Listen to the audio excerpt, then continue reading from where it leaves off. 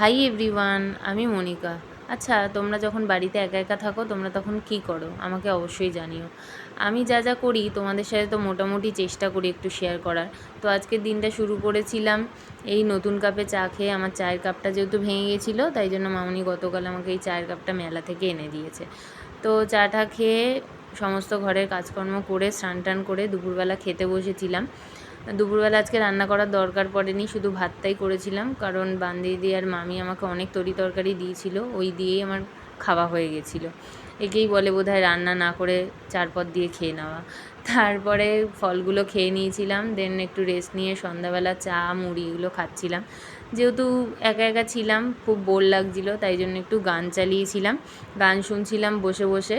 তোমরাও কি এরকম গান শোনো একা একা থাকলে? অবশ্যই কিন্তু জানিও আমাকে। আর ভিডিও ভালো লেগে থাকলে অবশ্যই একটা লাইক কমেন্ট শেয়ার আর সাবস্ক্রাইব করে দিও। সবাই ভালো থেকো, বাই।